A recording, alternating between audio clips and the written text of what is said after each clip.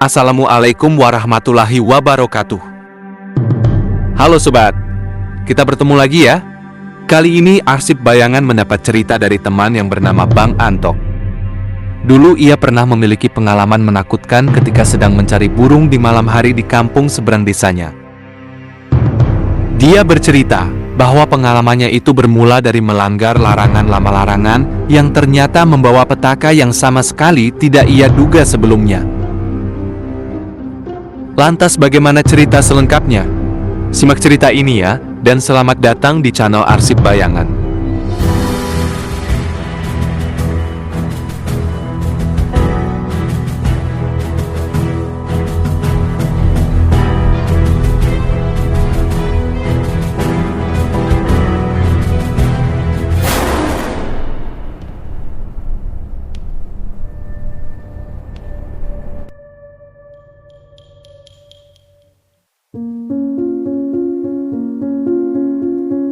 Malam itu, suasana sangat gelap.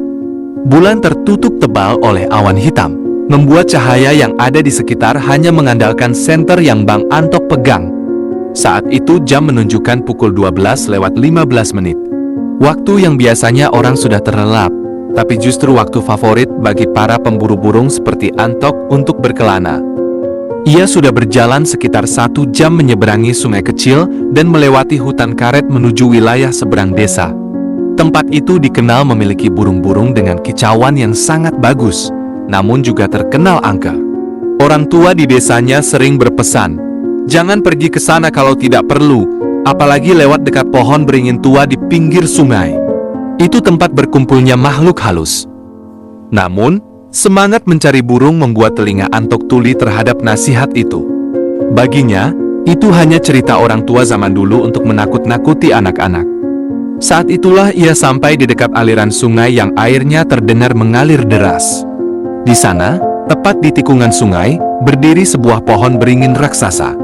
Akar-akarnya menjuntai panjang ke bawah, sebagian menyentuh permukaan air, terlihat seperti tangan-tangan kurus yang sedang mencoba meraih sesuatu. Suasana di sana terasa berbeda.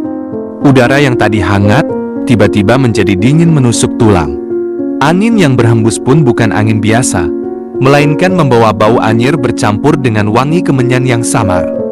Antok menggelengkan kepala, mencoba menghilangkan rasa takut yang tiba-tiba muncul. Ia memutuskan untuk beristirahat sebentar, duduk di atas sebuah batu besar yang tidak jauh dari pohon itu. Ia menyalakan rokok, berharap asapnya bisa sedikit mengusir hawa dingin. Baru saja ia menghisap rokoknya 2 kali, tiba-tiba suara gesekan kain terdengar jelas dari arah balik pohon beringin. Suaranya tidak satu, melainkan banyak. Seolah-olah ada banyak orang yang sedang berjalan beriringan, namun langkah kaki mereka tidak terdengar di tanah. Antok menegakkan badannya. Ia mengarahkan senter ke arah sumber suara. Cahaya senternya menembus celah-celah akar beringin yang lebat. Dan apa yang dilihatnya membuat darahnya seakan berhenti mengalir. Di sana, di balik akar-akar itu, terlihat satu persatu sosok berdiri. Tubuh mereka dibungkus kain putih panjang yang sudah menguning dan kotor, diikat tali-tali yang terlihat sudah rapuh. Wajah mereka pucat, mata mereka kosong dan hitam legam, mulut mereka terkatup rapat atau ternganga lebar tanpa suara. Itu pocong. Dan bukan hanya 1 atau 2. Antok menghitung dalam hatinya dengan panik, 10, 20, atau bahkan lebih. Mereka tampak berderet memanjang, memenuhi area di sekitar pohon itu. Mata mereka semua menatap lurus ke arah Antok. Jantung Antok berdegup kencang, seolah hendak meledak. Mulutnya kering, ia tidak bisa mengeluarkan suara apapun. Ia teringat pesan orang tua. Kalau bertemu makhluk itu, jangan menatap matanya, jangan lari, dan bacalah doa. Tapi saat itu, otaknya kosong melompong. Doa apapun seakan hilang tersapu ketakutan yang luar biasa. Tiba-tiba, salah satu pocong yang berdiri paling depan bergerak. Dengan gerakan melompat yang kaku namun cepat, ia meluncur ke udara, lalu mendarat tidak jauh dari tempat Antok duduk. Diikuti oleh yang kedua, ketiga, dan selanjutnya. Puluhan pocong itu mulai bergerak serentak menuju ke arahnya. Ya Allah, ya Allah, itu saja yang bisa terucap dari mulut Antok dengan suara gemetar. Naluri bertahan hidup mengambil alih. Antok melompat bangun dan berlari sekuat tenaga. Ia tidak peduli lagi arah mana yang benar. Ia hanya ingin menjauh dari tempat mengerikan itu. Ia berlari menembus semak belukar. Kulitnya tergores duri, kakinya tersandung akar pohon. Tapi rasa sakit fisik tidak terasa dibandingkan rasa takut yang menghantui. Di belakangnya, suara gesekan kain itu semakin dekat dan keras. Suara itu seakan ada di telinganya. Kadang terdengar suara desisan napas berat atau erangan tertahan yang membuat bulu kuduk Antok berdiri seluruhnya. Antok sesekali menoleh ke belakang. Pemandangan yang ia lihat membuatnya hampir pingsan. Puluhan pocong itu mengejarnya. Mereka melompat dengan kecepatan yang tidak masuk akal, melayang di atas tanah, melewati pohon-pohon dengan mudah. Kain pembungkus tubuh mereka berkibar tertiup angin malam, menciptakan bayangan yang menyeramkan di bawah cahaya senter yang ia bawa dan masih ia genggam erat. "Pergi kalian!"